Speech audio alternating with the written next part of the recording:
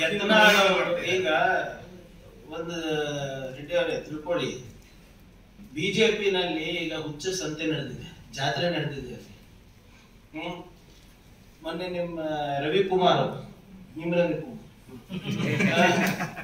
ಅನಂತ್ ಕುಮಾರ್ ಅರೆ ಹುಚ್ಚ ಅಂತ ಹೇಳಿದ್ದಾರೆ, ಹೌದಾ ಇಲ್ಲ? ಸದಾನಂದ ಗೌಡರು ಅದೇನು ಎರೆಹುಳ ನಾಗರ ಹಾವು ಆಗ್ಬಾರ್ದು ಅಂತ ಹೇಳಿದ್ರು. ಬಿಜೆಪಿ ಹಾಸನಿನ ಪ್ರಮುಖ ನಾಯಕರು ಪಬ್ಲಿಕ್ ನಲ್ಲಿ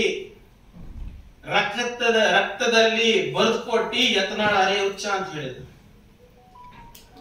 ಯತ್ನಾಳ್ ಅವರು ಸದಾನಂದ ಗೌಡರು ಬಾಯಿ ಮುಚ್ಕೊಂಡಿದ್ರೆ ಸರಿಯಾಗಿರುತ್ತೆ, ಇದ್ರೆ ಅವ್ರ ಬಂಡವಾಳನು ಬಿಸ್ಬೇಕಾಗತ್ತೆ ಅಂತ ಅವ್ರು ಹೇಳ್ತಾರೆ. BC ಪಾಟೀಲ್ ಅವರು ಏನಂತ ಹೇಳ್ತಾರೆ, ನಿಮ್ಮ ಯತ್ನಾಳ್ ಅಂತ ಹೆಸರಿನ ದೀಪ ಆರೋಗದಿದೆ ಅಂತ ಹೇಳ್ತಾರೆ. ರೇಣುಕಾಚಾರ್ಯ ಅವರು ಯತ್ನಾಳು ಹುಲಿ ಆದ್ರೆ ಅವರು ಇಲಿ. ಬಿಜೆಪಿಯಿಂದ ಹೊರಗೆ ಹಾಕಿದಾಗ ಹೋಗು ಇಫ್ತಾರ್ ಕೂಟನೂ ಮಾಡಿದವರಿದ್ದಾರೆ, ಟಿಪ್ಪು ಸುಲ್ತಾನ್ ಖಡ್ಗಾನು ಹಿಡಿದವರು. ಮತ್ ಯತ್ನಾಳ್ ಏನ್ ಹೇಳ್ತಾರೆ, ಈ ಹೋರಾಟ ಏನಿದೆ ನಮ್ದು, ಇದು ವಂಶವಾದದ ವಿರುದ್ಧ ಇದೆ. ಕಾಂಗ್ರೆಸ್ ವಂಶವಾದ ಅಲ್ಲ, ಬಿಜೆಪಿ. ಯಾರಿವತ್ತು ರಾಜ್ಯಾಧ್ಯಕ್ಷರಾಗಿದ್ದಾರೆ ಅವರು ಭ್ರಷ್ಟರು, ಅವರು ಮತ್ತೆ ಅವರ ಪೂಜ್ಯ ತಂದೆಯವರು ಭ್ರಷ್ಟರು ಅಂತ ಹೇಳ್ತಾರೆ. ಅದಕ್ಕೂ ಏನು ಮಾಡಲ್ಲ. ಚಲುವಾದಿ ನಾರಾಯಣ ಸ್ವಾಮಿ ಏನು ಬಹಳ ದಲಿತ ಪರ ಇದ್ದಂಗೆ ಅವ್ರು ಮಾತನಾಡ್ತಾರೆ. ಮೊನ್ನೆ ಮುನಿರತ್ನ ಅವರ FSL ರಿಪೋರ್ಟ್ ಬಂದಾಗ ಯಾಕೋ ಅವರು ಬಾಯಿಗೆ ಹೊರಗೆ ಬಿದ್ದುಬಿಟ್ಟಿದೆ. ಇಲ್ಲಿದ್ರೆ ಅವರೇ ತಾನೇ ಇದೆಲ್ಲ ಇಶ್ಯೂಸ್ ತಗೊಂಡು ಹೋಗೋದು. ಮತ್ತೆ ನಿಮ್ಮ ಅಶೋಕ್ ಅವರಿಗೆ ಇದೇ ಮುನಿರತ್ನ ಅವರು HIV ಇಂಜೆಕ್ಷನ್ ಚುಚ್ತೀರಂತೆ.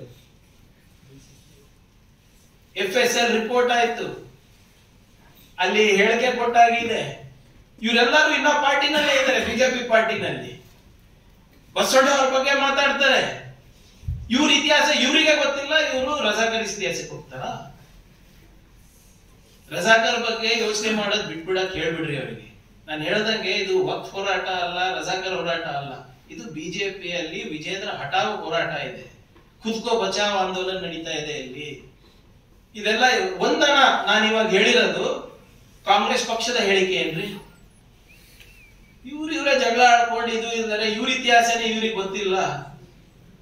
ಇವ್ರು ಬಂದು ರಜಾಕರ್ ಬಗ್ಗೆ ಮಾತಾಡೋದು, ವಕ್ಫ್ ಬಗ್ಗೆ ಮಾತಾಡೋದು, ಇವೆಲ್ಲನೂ ಕೂಡ ಅವರವರ ರಾಜಕೀಯ ಅಸ್ತಿತ್ವವನ್ನ ಉಳಿಸ್ಕೊಳ್ಲಿಕ್ಕೆ ಇವ್ರು ಮಾತಾಡಿ. ಇವ್ರಿಗೆ ನಿಜವಾಗ್ಲೂ ಶಕ್ತಿ ಇದ್ರೆ ವಿಜೇಂದ್ರ ಅವರಿಗೆ ಫಸ್ಟ್ ಮುನಿರತ್ನ ತೆಗೀರಿ, ಯತ್ನಾಳ್ ಅವರಿಗೆ ಉಚ್ಚಾಟನೆ ಮಾಡ್ರಿ, ನೋಡೋಣ ಅಂತ. ಅವಾಗ ಹೌದಪ್ಪ ನೀವು ಇದು ಮಾಡ್ತೀರಂತ. ಮೊನ್ನೆ ಭರತ್ ಬೊಮ್ಮಾಯಿ ಎಲೆಕ್ಷನ್ಗೂ ಸೋಲಿಕ್ಕೆ ಕಾರಣ ಯತ್ನಾಳ್ ಅಂತ ಹೇಳಿದಾರಲ್ಲ.